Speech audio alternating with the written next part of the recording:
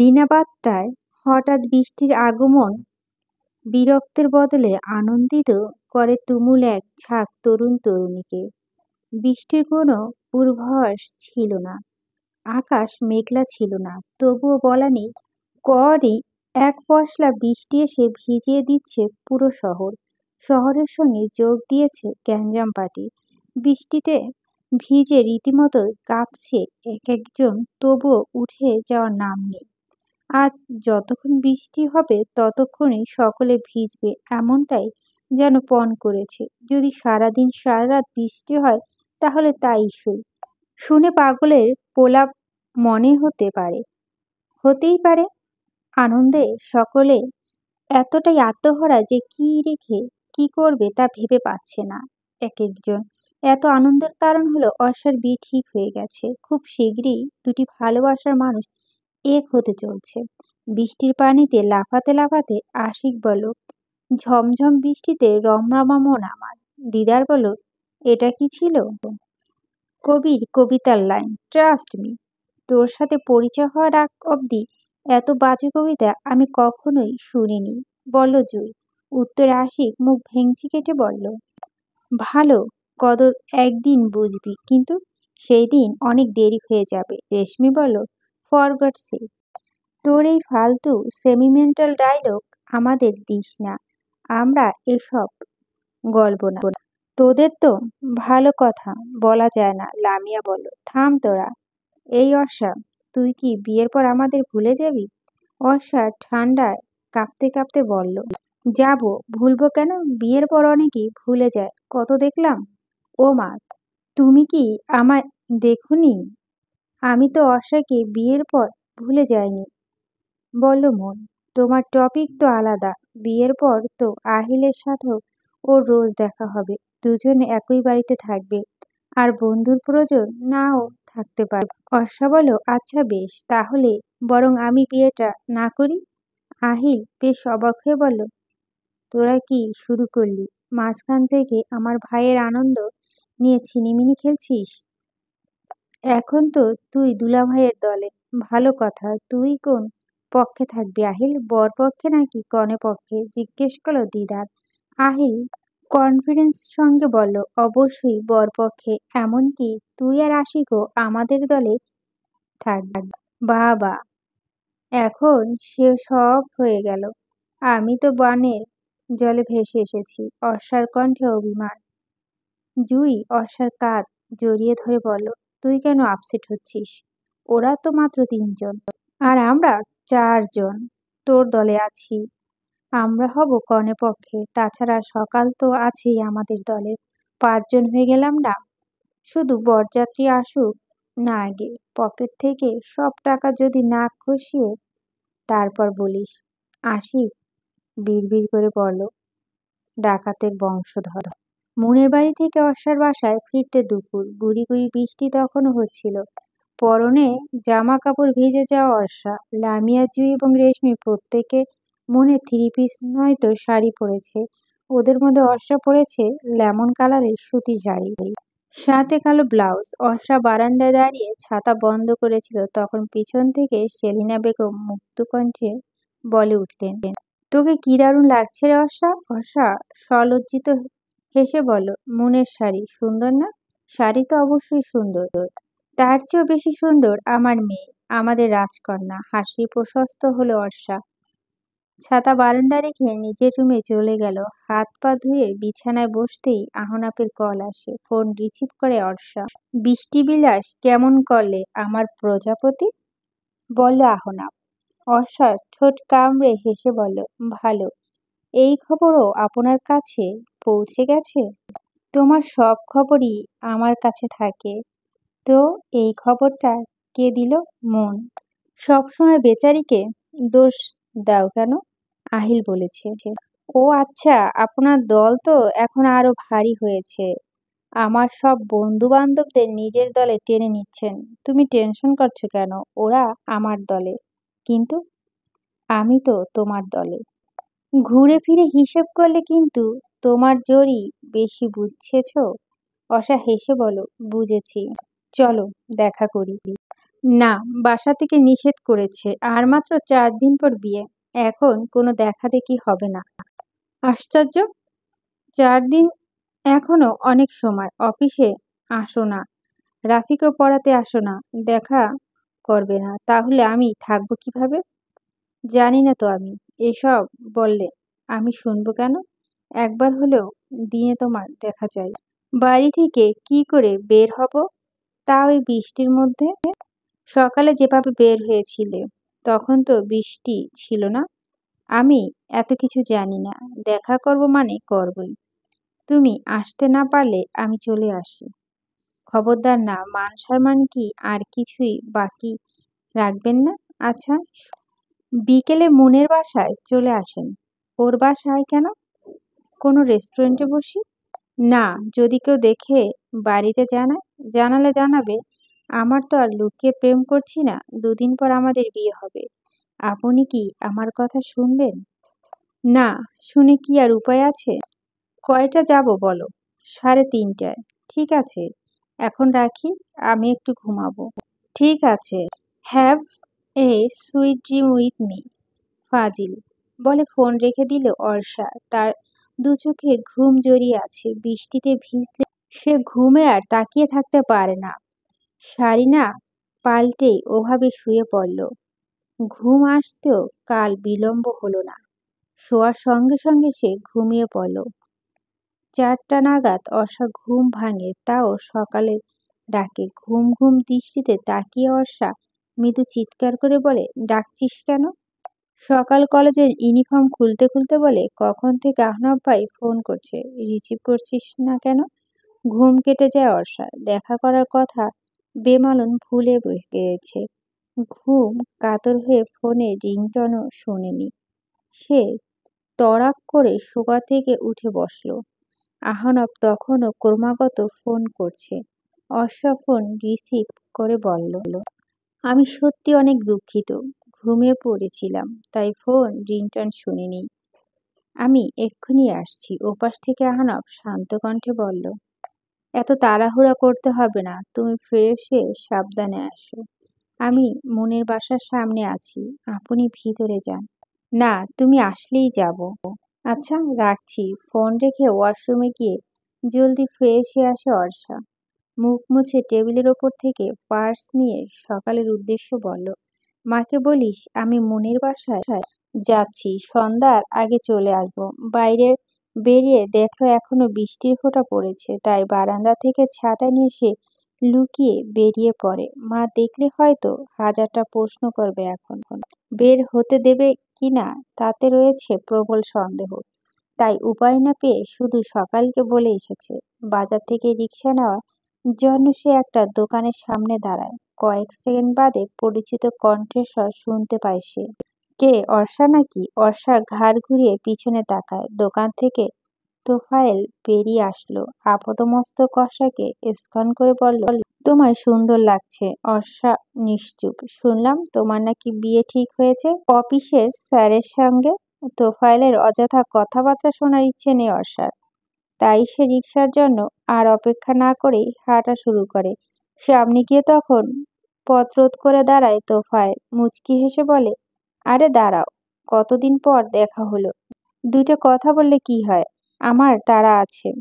তারা তো সব সময় থাকে। একদিন তারাকে উপেক্ষা করো।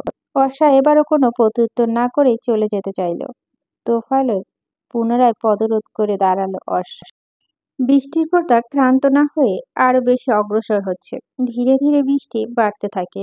অর্ষা নিশ্চল তেজি দৃষ্টিতে তোফায়েলের দিকে তাকিয়ে রয়েছে। তার সর্বাঙ্গ রাগে থরথর করে কাঁপছে। তোফায়েল কুটিল হেসে বলে, তোমার এই তেজের জন্য তোমাকে আমার এত ভালো লাগে। বৃষ্টিতে সম্পূর্ণ ভিজে গেছে তোফায়েল। চোখের পাতা ভারী, বর্ষণ বিন্দু আছড়ে পড়ছে বিধায় সে ঠিকমতো তাকাতেও পারছে না। মুখের উপর থেকে পানি মুছে বলে, চলো, বাকি কথা পরে বলবো। চলো মানে? কোথায় যাব? অস্ফুট স্বরে বলল অর্ষা। আমার সাথে যাবে আমার বাসায়। তুমি তো ছাতায় নিচে দাঁড়িয়ে আছো। আমি এভাবে কতক্ষণ বৃষ্টিতে ভিজবো? আপনাকে কে বলো বৃষ্টি ভিজতে? আমি আপনার সাথে কোথাও যাব না। সবসময় জেদ করলে চলে বলো, কেন যাবে না? কেন যাব? আশ্চর্য! কথা বলবো একান্ত তাই। অর্ষা অসহায় মতো আশেপাশে তাকায়। বৃষ্টির জন্য বাহিরে মানুষজন তেমন নেই, কিন্তু যারাই বা আছে তারা কি কখনো তোফায়েলের বিরুদ্ধে কোনো কথা বলতে পারবে? সবাই জানে তোফায়েলের বাবা ক্ষমতাশীল ব্যক্তি। কেউ যে নিজের বিপদ ডেকে আনতে যাবে না। অর্ষার মনে মনে ভয় পেলেও বাইরে সেটা পেতে দিল না। সে পূর্বে তেজীয়মান স্বরে বলে উঠল, আপনার কথা মতো আমি আপনার সঙ্গে চলে যাব, এটা আপনি আশা করেন কিভাবে? আমি কোথাও যাব না। যাবে বাজারের মধ্যে জোরদবস্তি করি এটা চাও? দেখো, আমার কিন্তু কিছু হবে না। মান সম্মান গেলে তোমারই যাবে। তাই ভালোভাবে বলছি, আপু সে আমার সঙ্গে চলো। বললাম তো যাব না বলে অর্ষা পাশ কাটিয়ে চলে যাওয়ার জন্য উদ্যত হলো। নাসরবান্দা তোফায়েল এবারও তার পথ রোধ করে দাঁড়ায় না। অর্ষা হাত টেনে ধরে শক্ত করে। অর্ষাকে আর কিছু বলার সুযোগ না দিয়ে সে হি হি করে টানতে টানতে নিয়ে যাচ্ছে। ব্যথায় আর্তনা করে অর্ষা। বারংবার বলছে, আমার হাত ছাড়েন, কোথায় নিয়ে যাচ্ছেন? এবার আর তোফায়েল অর্ষার কথা কোনো প্রত্যুত্তর করল না। সে নির্বাক ভঙ্গিতে অর্ষাকে সিএনজি স্টেশনে এনে বলল, ওঠো। আমি উঠবো না। ছাতাটা টেনে নিয়ে নিচে ফেলে দিল তোফায়েল। অর্ষাকে জোরপূর্বক সিএনজিতে তুলে নিয়ে নিজে একপাশে বসলো। ড্রাইভারকে বলল, আমাদের বাড়িতে চলো। ভয়ে আর নিজেকে স্থির রাখতে পারছে না অর্ষা। কতক্ষণে নিজেকে স্বাভাবিক দেখাতে পারবে সেটা তো নিজেও বুঝতে পারছে না। ফোন ভাইব্রেট হচ্ছে। নিশ্চয় আহনা ফোন করছে, যেও সে ফোন রিসিভ করতে পারছে না। অন্তত তোফায়েল তো আর কথা বলার সেই সুযোগটুকু দেবে না। তার নীরবতা, চপলতা দুটোই তোফায়েল লক্ষ্য করে। হেলান দিয়ে বসে বলে, কি ভাবছো? মনে মনে সাহস সঞ্চয় করলে। ভয়কে সম্পূর্ণ উপেক্ষা করে বলল, আপনি কি চান? কেন এমন করছেন? চাই তো আমি তোমাকে। বুঝতে কেন চাইছেন না? আমি তো আপনাকে চাই না। তোফায়েল চুপ করে রইল। অর্ষা তাকে কনভিন্স করার জন্য শান্ত কণ্ঠে বলল, দেখুন, আপনি হয়তো আমাকে পছন্দ করতে পারেন অথবা ভালোবাসতে পারেন, কিন্তু আপনার তো এটা বুঝতে হবে যে আমি তো আপনাকে ভালোবাসি না। তোফায়েল এবার ক্ষিপ্ত হয়ে অর্ষার গাল শক্ত করে চেপে ধরে বলল, তো কি মনে হয়, তোকে আর তোর ভাইকে আমি এত সহজে ছেড়ে দিতাম? তোরে কিছু করতে না পারলেও তোর ভাইকে আমি এত সহজে ছাড়তাম না কখনই। এখন সুযোগ যখন নিজে এসে ধরা দিয়েছিস, তখন তোর ভাইয়ের বদলে তুই আমার শিকার। আমি তোরে ভালোবাসি, ভালো লাগে না। অন্য কারো বউ কেন হবি তুই? ব্যথা অর্ষা দু চোখ থেকে পানি বেরিয়ে যায়। তোফায়েল সেটা লক্ষ্য করে অর্ষাকে ছেড়ে দেয়। নরম স্বরে বলে, সরি সরি সোনা, বেশি ব্যথা পেয়েছো? আসো, আদর করে দিই। অর্ষা একদম কিনারে গিয়ে বসে। তোফায়েল এগিয়ে গিয়ে অর্ষার কাছে টেনে আনার চেষ্টা করে। সে তার উষ্ঠ দ্বারা এগিয়ে নেওয়ার চেষ্টা করে অর্ষার মুখের দিকে। অর্ষা নানাভাবে তাকে আটকানোর চেষ্টা করে। সেই মুহূর্তে সিএনজি থেমে যায়। তোফায়েল বিরক্ত হয়ে ড্রাইভারকে শুধায়, কি হয়েছে? বুঝতেছি না বাবা, মনে হয় তেল শেষ। তোফায়েল বিরক্তের সঙ্গে বলে উঠল, ধুর। এরপর ফের ড্রাইভারকে বলল, যাও একটা সিএনজি ডেকে আনো। অর্ষা খেয়াল করলো ড্রাইভার তোফায়েলের দিকে গেট দরজা না খুলে অর্ষা যে পাশে বসেছেন সেই দিকে দরজা খুলছে। লুকিং গ্লাসে তাকিয়ে অর্ষার সঙ্গে চোখাচোখি হয়ে যায়। তার দৃষ্টি ভীষণ করুণ। সচকিত হয়ে যায় অর্ষা। লোকটা কি তাকে সাহায্য করছে? হতেই পারে। বয়সে সে অর্ষার বাবার বয়সী হবে। হয়তো প্রত্যক্ষভাবে সাহায্য করার সাহস নেই বলে পরোক্ষভাবে সাহায্য করছে। ড্রাইভার সিএনজি থেকে নামার সময় সামনের দরজা খোলার সাথে সাথে পিছনের দরজাটাও আলগোছে খুলে দেয়। তোফায়েল সেটা লক্ষ্য করেনি। সে অর্ষার চুলের ঘ্রাণ নিতে ব্যস্ত। ড্রাইভার নেমে যাওয়ার পূর্বে চোখ দ্বারা ইশারা করলো অর্ষাকে। সেও সুযোগ পেয়ে আর সময় নষ্ট করলো না। এক ধাক্কা দিয়ে তোফায়েলকে দূরে সরিয়ে সে সিএনজি থেকে নেমে দৌড়ানো শুরু করে। ঘটনা আকস্মিকতায় হকচকিয়ে যায় তোফায়েল। কি থেকে কি হলো বোঝার পূর্বে সে নিজেও অর্ষার পিছু ধরা শুরু করে। শাড়ি পরে কাদা পানির মধ্যে দৌড়াতে বেশ বেগ পেতে হচ্ছে অর্ষাকে। তবুও সে প্রাণপণে দৌড়াচ্ছে। পিছন থেকে তোফায়েলের কণ্ঠস্বর শুনতে পায়। সে বারবার চিৎকার করে থামতে বলছে। অর্ষা পায়ের গতি বাড়ায়। সোজা রাস্তা রেখে চিপা গলিতে ঢুকে পড়ে। এটা কোন জায়গা সেটা চিনতে পারছে না। সামনে একের পর এক গলি। সে আন্দাজে একটা একটা করে গলি পার হচ্ছে। পা আর চলছেই না। হাঁপিয়ে পড়েছে। এক জায়গায় স্থির হতে চাইছে। একটু জিরিয়ে নেওয়ার জন্য থামিয়েছে। অন্য গলির শেষ প্রান্তে তোফায়েলকে দেখতে পায়। তোফায়েল অবশ্য তাকে দেখেনি। থামার আর সুযোগ নেই অর্ষার। সে প্রাণপণে আবারও ছুটতে শুরু করেছে। কিছু দূর দৌড়াতে গিয়ে যাওয়ার সময় হোঁচট খেয়ে মাটিতে পড়ে যায়। কাদা মাখামাখি হয়ে যায় তার শাড়ি, হাত পা। তার চেয়েও বেশি আঘাত পেয়েছে পায়ে। তার মনে হচ্ছিল এই বুঝি সে মরে যাবে। না চাইলেও সে কেঁদে ফেলে। ব্যথায় কাতরাচ্ছে। মনের ভেতর ভয় হচ্ছে কখন না জানি আবার তোফায়েল এসে পড়ে। সে কোনো রকমে উঠে দাঁড়িয়ে খুঁড়িয়ে খুঁড়িয়ে হেঁটে সামনে একটি বাড়ির ভেতর ঢুকে যায়। দেওয়াল ঘেঁষে বসে পড়ে সেখানে। ব্যাগ থেকে ফোন বের করে কাঁপা কাঁপা হাতে সে আহনাফের নাম্বারে ডায়াল করে। ওপাশ থেকে ফোন রিসিভ করে আহনাফ উদ্বিগ্ন হয়ে বলে উঠে, কখন থেকে ফোন করছি, ফোন রিসিভ করছো না কেন? অর্ষা ফুঁপিয়ে কেঁদে ওঠে। আহনাফ উদ্বিগ্নতা আরো বেড়ে যায়। সে ব্যস্ত হয়ে জিজ্ঞেস করে, কি হয়েছে অর্ষা, কাঁদছো কেন তুমি? এই, তুমি ঠিক আছো তো? কোথায় আছো তুমি? অর্ষা চারদিকে একবার চোখ বুলে ক্রন্দনরত স্বরে বলল, আমি জানি না আমি কোথায় আছি। একটা বাড়ির ভিতরে লুকিয়ে আছি এখন। লুকিয়ে আছো মানে? কি হয়েছে? রাস্তায়? তোফায়েল এইটুকু বলতে তার কান্নার দম বেড়ে যায়। আহনাফ ফের ব্যস্ত হয়ে যায়। আচ্ছা শোনো, আমার কথা ঠান্ডা মস্তিষ্কে শোনো। তুমি এখন যেখানে আছো সেখানে থাকো। ফোনের লোকেশন অন রাখো। গুগল ম্যাপ দিয়ে একটা স্ক্রিনশট নিয়ে আমাকে হোয়াটসঅ্যাপে পাঠাও। বুঝেছো? ভয় পাবে না একদম। আমি আসছি তোমার কাছে। অর্ষা কোনো প্রত্যুত্তর করে না। আহনাফ শীতল কণ্ঠে বলল, don't be affect by butterfly, am always with you. Orsha এবারেও কোনো উত্তর দিল না। সে ফুঁপিয়ে কাঁদছে। আহনাফ বলল, যা বলছি তা তাড়াতাড়ি করে জানাও। অর্ষা কল কেটে আহনাফের কথা মতো স্ক্রিনশট পাঠিয়ে দিল। আহনাফ হোয়াটসঅ্যাপ চেক করে অর্ষাকে কল দিয়ে বলল, কল কাটবে না, আমি আসছি। ফর্সা ফোন হাতে নিয়ে হাঁটুর উপর মাথা রেখে বসে আছে। ভেজা কাপড়ে প্রচন্ড শীত করছে। তার উপর এখনো সে বৃষ্টিতে ভিজছে। আহনাফ কখন আসবে? এর পূর্বেই আবার তোফায়েল এসে পড়বে না তো?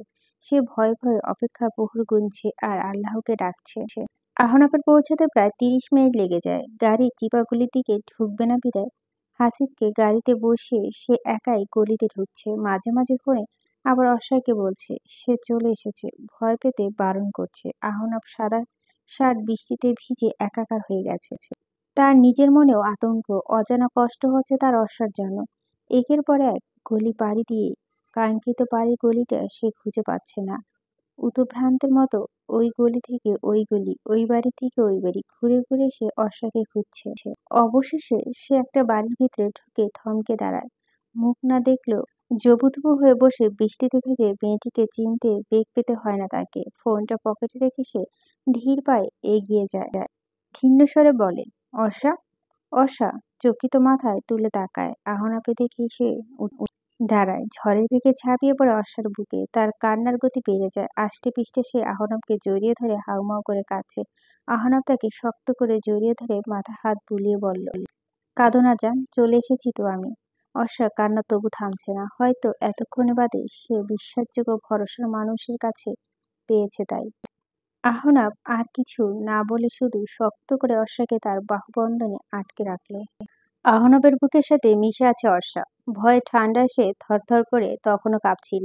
আহনাফ তাকে এক হাতে শক্ত করে জড়িয়ে ধরে রেখেছে, অন্য হাতে রেখেছে অর্ষার ভেজা হাত। হাসিব ড্রাইভ করছিল। সে একবার পিছনে তাকিয়ে আহনাফের উদ্দেশ্য বলল, কোথায় যাব এখন? মুনের বাসায়। হাসিব মুনের বাসার সামনে গিয়ে গাড়ি থামালো। আহনাফ এবং অর্ষাকে ভেজা অবস্থা দেখে মন বিস্মিত হয়ে তাকিয়ে থাকে। তার চেয়েও বেশি আতঙ্কিত হয় সে অর্ষার শাড়ি বেহাল অবস্থা দেখে। ভীতি স্বরে জিজ্ঞেস করে, এসব কি বলছি, আগে ওকে চেঞ্জ করাও, বলল আহনাফ। মুন অর্ষাকে নিয়ে বেডরুমে চলে গেল। তুই ওয়াশরুমে যা, আমি জামা বের করছি। অর্ষা ওয়াশরুমে চলে যাওয়ার পর মুন ওর জন্য থ্রি পিস আর আহনাফের জন্য শার্ট প্যান্ট বের করলো। আগে অর্ষাকে জামা কাপড় দিয়ে সে ড্রয়িং রুমে যায়। আহনাফকে শার্ট প্যান্ট দিয়ে বলল, দুলাভাই আপনি কাপড় চেঞ্জ করে নিন। আবিরের বডি ফিটনেস তো আপনার মতোই, ওর কাপড় আপনার গায়ে হয়ে যাবে। এগুলো একদম নতুন। আবিদ একদিনও পরেনি। আহনাফ স্মিথ হেসে কাপড়গুলো নিল। মন বলল, ওই তো ওয়াশরুম, পাল্টে আসুন, আমি চা নিয়ে আসি। অর্ষা ফ্রেশ হয়ে দুপা ভাঁজ করে মনের বিছানায় বসে আছে। কিছুতেই সে ঘটনাটি ভুলতে পারছে না। মন এসে ওর কাঁধে হাত রেখে বলল, কি ভাবছিস? বাইরে আয়। অর্ষা কথা বলল না। নীরব সম্মতিতে সে মনের সাথে ড্রয়িং রুমে যায়। আহনা প্রথমত অর্ষা থেকে সম্পূর্ণ ঘটনাটি শুনে নিয়েছে। এইসব শুনে তার ভিতরে কি যে বয়ে যাচ্ছে সেটা সে বাইরে প্রকাশ করছিল না। নিজে সে ভীষণ শান্ত এবং স্বাভাবিক দেখালো। অর্ষার গা ঘেঁষে বসে একটা হাত নিজের হাতে তুলে নিয়ে বলল, কিচ্ছু হয়নি অর্ষা, এটা অ্যাক্সিডেন্ট ধরে নাও। আর স্বাভাবিক হও প্লিজ। অর্ষা নিরুত্তর। মন বলল, কিন্তু ভাইয়া কি হয়েছে? আহনা সংক্ষেপে ঘটনাটি বিবৃতি দিল। রাগে উত্তেজিত হয়ে উঠে মন। সামনে কে বসে আছে, কি ভাববে এসব না ভেবেই সে রাগে বশীভূত হয়ে বিশ্রী ভাষায় তোফায়েলকে গালাগাল দেওয়া শুরু করে। সর্বশেষ সে চিবিয়ে চিবিয়ে বলে, ওই বেয়াদবটার হাতে কাছে পেলে সত্যি সত্যি আমি খুন করে ফেলবো। রাগে মাথা ফেটে যাচ্ছে আমার। তোফায়েলের উদ্দেশ্যে আরেকটা বিশ্রী গালি দিয়ে মন স্থির হলো। হাসিব ভাবছে, মনির এই অবস্থা, তাহলে না জানি আহনাফের ভিতরে কি চলছে। সত্যি বলতে গাড়ি বসে অর্ষা যখন কাঁদতে কাঁদতে পুরো ঘটনা বলছিল তখন তার নিজেরও রাগ নিজেই দিশাহারা মনে হচ্ছিল। তা এটাই মনে হচ্ছিল তোফায়েলে পেলে হয়তো সে নিজেই শেষ করে দিত। অর্ষা শূন্য দৃষ্টিতে ফ্লোরের দিকে তাকিয়ে আছে। আহনাফ তার সাথে স্লাইড করতে করতে মসৃণ কণ্ঠে বলল, একটা কথা বলি, রাখবে? আজকে যা যা হয়েছে এসব কথা বাড়িতে জানিও না। তোমার বাবার শরীরের কথা তো জানোই। এই কথা জানতে পারলে তিনি আবার অসুস্থ হয়ে পড়বেন। আর মা মা জানতে পারলে তো রাতের ঘুম হারাম হয়ে যাবে। মায়ের মন কেমন হয় তা তো জানোই বলো। সকাল ছোট মানুষ, এই কথা জানলে এর প্রভাব ওর মনের উপর পড়বে। বাইরে বের হতে ভয় পাবে। আর বাকি রইল ভাইয়ার কথা। ভাইয়ার রাগ সম্পর্কে আমার থেকে তুমি 10 গুণ ভালো জানো। সে এসব জানলে রাগে কি না কি করে ফেলবে, তখন হিতের বিপরীত কিছু হতে যেতে পারে। সবার জন্য হলেও তোমার এই ঘটনার কথা সম্পূর্ণ ভুলে গিয়ে ভালো থাকতে হবে এবং স্বাভাবিক থাকতে হবে। আমার কথা বুঝতে পেরেছো তুমি? অর্ষা আহনাফের দিকে তাকিয়ে কেঁদে ফেলে। আহনাফ অর্ষার মাথা নিজের কাঁধের উপর রাখলো, চোখের পানি মুছে দিয়ে বল, গাল স্পর্শ করে বলল, প্লিজ জান, তুমি যদি এভাবে কাঁদতে থাকো তাহলে আমি কি করে থাকবো বলো তো? আমার প্রজাপতি না ভীষণ স্ট্রং, সে কি এত সহজে ভেঙে পড়বে নাকি? অনুরোধ করছি কেঁদো না। এরকম ঘটনা দ্বিতীয়বার কেন আর কখনোই ঘটতে দেব না, প্রমিস। মনু অর্ষার হাতের উপর হাত রেখে বলল, হ্যাঁ দোস্ত, দুলাভাই কিন্তু ঠিকই বলেছে, বাড়িতে এসব কথা বলার প্রয়োজন নেই। আর তুই এভাবে ভেঙে পড়িস না প্লিজ। আমার তো এই অর্ষাকে দেখে অভ্যস্ত নই। আমরা হাসিখুশি রাগী অভিমানী অর্ষাকে দেখতে চাই, সেই আগের অর্ষাকে। সেই দিনের পর অর্ষা পুরোদমে আগের আমিতে হাজার চেষ্টা করেও ফিরে যেতে পারেনি। সবসময় ভীষণতা ভুগছ। ভীষণ স্ট্রং মাইন্ড হলেও সে কিছুতেই কুৎসিত ঘটনা হাজার প্রচেষ্টা ভুলতে পারেনি। এই ভীতি তাকে সবার থেকে কেমন যেন দূরে সরিয়ে রেখেছে।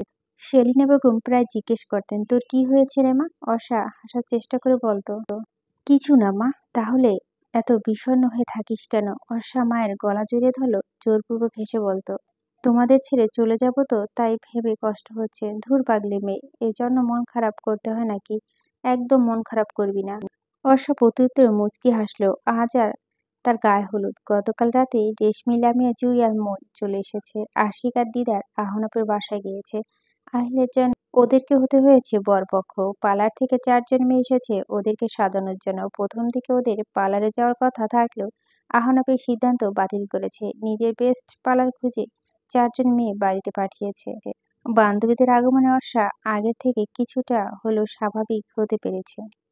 আহনাফ অন্ধকার বাগানে দাঁড়িয়ে রয়েছে, তার পরনে গায়ে হলুদের পাঞ্জাবি। কিছুক্ষণ বাদে তার গায়ে হলুদ অনুষ্ঠান শুরু হবে। সে হাত ঘড়িতে সময় দেখে নিল একবার। সাথে রয়েছে আশিক, দিদার, আহিল, আবিদ, হাসিব সহ আরো কয়েকজন ছেলে পেলে। আহনাফ বাদে বাকি সবার মুখে ঢাকা। আহিল রাগী সহিত চাপা স্বরে বলে, হারামির বাচ্চাটা এখন আসবে ভাইয়া। আহনাফ খুবই শান্ত ভঙ্গিতে বলল, লোক পাঠিয়েছি, চলে আসবে। শিওর আসবে তো? জিজ্ঞেস করলো আশিক। আসবে বাধ্য, বিদেশ মাল খাওয়া টোপ, না গেলে যাবে কোথায়? আহনাফ ফোন বাজে উঠল তখন।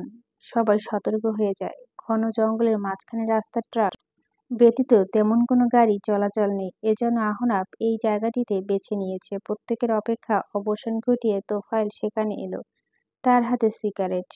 অন্ধকার, মুখ স্পষ্ট নয়। সে সিগারেট ফুঁকে বলে, মাল কই? রাগে জল শক্ত করে উঠে আহনাফের। সে কাল বিলম্ব না করে তোফায়েলের নাক বরাবর ঘুষি দিল। এমন কিছু হবে না, হতে পারে না। তোফায়েল সেটা আন্দাজও করেনি, তাই অপ্রস্তুতভাবে সে নিজের মুখ থুবড়ে পড়ে যায়। সঙ্গে সঙ্গে কুৎসিত একটা গালি দেয় সে আহনাফকে। আহনাফ ঝুঁকে বসে, এরপর কিল ঘুষি থাপ্পড় দিতেই থাকে। আহিলের হাতে থেকে লাঠি নিয়ে এলোপাথারি পেটাতে থাকে। অবস্থা এমন যে মরের ধরন দেখে বাকিরা হতভম্ব। ওদের যেন সুযোগ নেই। আহনাফ উদ্ভ্রান্তের মতো পিটিয়ে যাচ্ছে। কতটা রাগ সে যে ভেতরে পুষে রেখেছিল সবাই এখন হাড়ে হাড়ে টের পাচ্ছে। বাকিরা আর মারবে কি? ওরা এখন আহনাফের থামানোর চেষ্টা করছে। আবিদ পেছন থেকে আহনাফের শক্ত করে ধরে বলল, ভাইয়া আর মাইরেন না, মরে যাবে। সবাইকে উপেক্ষা করে আহনাফ আরো কিছুক্ষণ লাঠি দিয়ে পেটালো তোফায়েলকে। গায়ের সমস্ত শক্তি সে প্রয়োগ করেছে। হাতের লাঠিটা ছুঁড়ে ফেলে হাঁটু মুড়ে বসেছে সে। তোফায়েলের শার্টের কলার ধরে বলে, আর কখনোই অর্ষার দিকে চোখ তুলে তাকানোর চেষ্টা করিস না। খুব তো করিস ভালোবাসা বড়াই। ভালোবাসা কাকে বলে সেটা জানিস তুই? ভেবেছিস কি তোর পাওয়ার আছে বলেই যা ইচ্ছে তাই করতে পারবি? খবরদার এমন ভাবনা আর ভুলও মনে রাখিস না। আজ তো শুধু মারধর করছি, এরপরে কিন্তু তাহলে জানে মেরে ফেলবো। শুনশান নীরবতা যেন ভর করেছে চৌধুরী বাড়ি আঙিনায়। চতুর্দিকে মেহমান, আত্মীয় স্বজন একটুও কমতি নেই। তবুও রয়েছে নীরবতার সঙ্গ। হুট করে বর এবং হাসিব আহিলরা উধাও। কোথায় গেছে না গেছে কাউকে কিছু জানানো হয়নি। এদিকে হলুদের অনুষ্ঠানে শুরু হলো বলে চারপাশে চাপা গুঞ্জন। বর কি তবে আবার পালালো নাকি? এমন গুঞ্জন জহির চৌধুরী মেজাজ চড়ে যায়। চোয়াল শক্ত করে রয়ে আছে।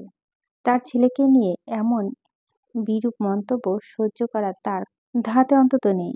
তথাপি তো প্রশ্ন তবুও রয়ে যায়, দুই ভাই আর বন্ধু মিলে গেল কোথায়? তিনি লাগাতার আহনাফকে ফোনে কল করে যাচ্ছে। রেসপন্স না পেয়ে আহিল এবং হাসিবকে কল করলেন, তবে লাভের লাভ কিছুই হলো না। এবার দুশ্চিন্তা তিনি রীতিমতো ঘামছে। ছেলেগুলো গেল কোথায়? মনসহ বাকি মেয়েরা নিস্তব্ধ নির্বাক চাউনিতে অর্ষাকে পর্যবেক্ষণ করছে। লামিয়া দুগালে হাত রেখে বলল, হায় রে, তোকে কি সুন্দর লাগছে রে অর্ষা। আজ তুই দুলাভাই একদম পাগল হয়ে যাবে। মন বলল, উফ, আজ নয় কাল। দুলাভাই আজ দেখবি কি করে, কিভাবে আবার ভিডিও কলে। এত সুন্দর হলুদ কন্যাকে যদি দুলাভাই আজ দেখতে না পায় তাহলে তার হলুদ সন্ধ্যায় বিধা হয়ে যাবে। বলো রেশমি। জিওর সঙ্গে তাল মিলিয়ে বলো, ঠিক কথা। নে ভাইয়াকে একটা কল কর তাহলে। অর্ষা বাধা দিতে গিয়েও দিল না। উফ, রইল পড়ল না। সে আগে চেয়ে স্বাভাবিক হলেও পুরোদমে হতে পারেনি। ঠিক মতো কথা বলতে পারে না। তার কণ্ঠের স্বর গতি স্রোত হয়ে আসে। চিনচিনে ব্যথা বুক এখনো হয়।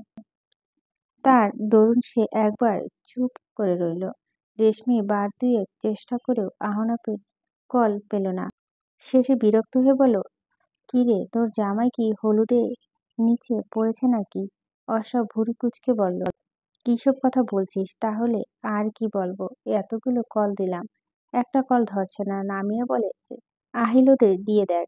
দুলাভাই হয়তো ফোনের সাথে রাখেনি। আহিলকে ফোন করার পূর্বেই সকাল রুমে এসে উপস্থিত হলো। সবাইকে উদ্দেশ্য করে বলল, আপুকে স্টেজে নিয়ে যেতে বলছে। পুনরায় আর কাউকে ফোন করা হলো না। স্টেজে গিয়ে না হয় পরে ট্রাই করা যাবে ফের। সবাই এখন সাবধানে অর্ষাকে নিয়ে যাচ্ছে। গায়ে হলুদের স্টেজে বাড়ির উঠানে বানানো হয়েছে। ওদের পক্ষে মেহমানের সংখ্যা খুব একটা বেশি নয়, তবুও বিশাল আকৃতি উঠানে মানুষে মানুষে এখন গিজ গিজ করছে। বাড়ির চতুর্দিকে ঝাড়বাতি, ঝিকিমিকি আলো, স্টেজে ফুলের বাহার। অর্ষা রুম থেকে বেরোনোর প্রয়োজন হয়নি বলে সে এত সুন্দর করে সাজানো নিজের বাড়িটা লক্ষ্য করেনি। তবে এতটুকু সে শুনেছিল, রুহুল নিজেই লোকের সাথে নিয়ে পুরো বাড়ি সাজিয়েছে। ভাইয়ের প্রতি ভালোবাসা জানান দিতে গিয়ে তার চোখ ছলকে পানি বের হতে চাইছে। পুরো ক্ষত বাজে অতীত এবং সেই দিনের দুর্ঘটনা ছাপিয়ে গেছে এখন রুহুলের ভালোবাসায়। সে সমস্ত খারাপ ঘটনা ভুলে গেছে এক সেকেন্ডে। মনের ভেতর অনুভব করছে এবার অন্য ক্লেসেস উপস্থিতি। আগামীকাল বিয়েটা হয়ে গেলেই সে হয়ে যাবে অন্য বাড়ির বউ। চিরপরিচিত তার এই বাড়িটাকে, বাড়ির মানুষগুলোকে ছেড়ে যেতে হবে। অর্ষা নিজেকে আর সামলে রাখতে পারছে না। তার কাজল কালো আখিদ্বয় থেকে দুফোঁটা অশ্রু গড়িয়ে পড়ল তার কোমল পেবল গাল বেয়ে। ঠোঁট কামড়ে ধরে সে কান্না আটকানোর চেষ্টা করল। স্টেজ তার দুপাশে বান্ধবীরা বসে আছে। অর্ষা একবার চোখ তুলে সামনে তাকা। এত মানুষের উপস্থিতি কিছুটা অস্বস্তি বোধ করছে সে। ক্যামেরাম্যান এসে উপস্থিত হয় তখন। জানতে পারে এদিকে রুহুল এনেছে। তারা এখন অর্ষাকে নিয়ে নানা রকম পোজ দেখাচ্ছে আর ছবি তুলছে। এর মাঝে সে বান্ধবীদের সঙ্গে উদ্ভট ছবি পোজ দিতে গিয়ে সম্পূর্ণ স্বাভাবিক হয়ে শব্দ করে হেসে ফেলে। ওমর রহমান, সেলিনা বেগম দূর থেকে দেখে চোখের পানি ফেলছে।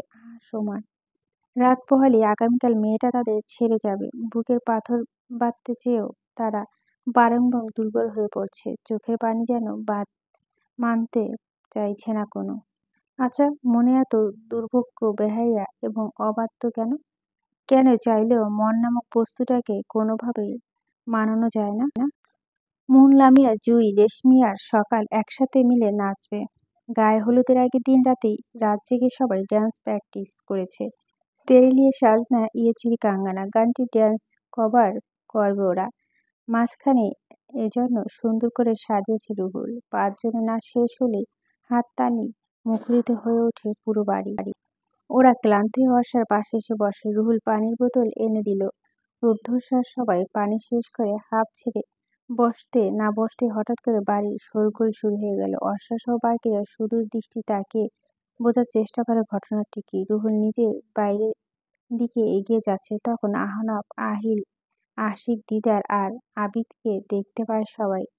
আহনাফ হাসি হাসি মুখ করে অর্ষার দিকে তাকিয়ে আছে। এবার এদিকে বাকিরাও জোরে চিৎকার করছে, শিস বাজাচ্ছে। অর্ষা তাকিয়ে রয়েছে ভূত দেখার মতো। এতটা সারপ্রাইজ হয়েছে যে সেটা সে রিয়াকশন দিয়েও প্রকাশ করতে পারছে না। আনন্দে চোখের কোণে ফের জমা হয় দুফোঁটা অশ্রু। সে পারিপার্শ্বিক দিক এবং সমস্তটা বেমালুম ভুলে গিয়ে সবার থেকে উঠে গিয়ে দৌড়ে আহনাফকে জড়িয়ে ধরে। আহনাফ হেসে ফেলে। অর্ষাকে শক্ত করে জড়িয়ে ধরে কানের কাছে মুখ নিয়ে ফিসফিস করে বলে, আয় আয় আমার প্রজাপতিটা কি আমায় এতটা ভালোবেসেছে যে বাবা মা ভাই বোন ফ্রেন্ডস এমনকি এত মানুষ থাকা সত্ত্বেও সমস্ত কিছু পরোয়া না করেই আমায় জড়িয়ে ধরেছে। অর্ষা কিছুই বলল না প্রতি উত্তরে, শুধু চুপচাপ পড়ে রইল আহনাফের বুকের মাঝখানে।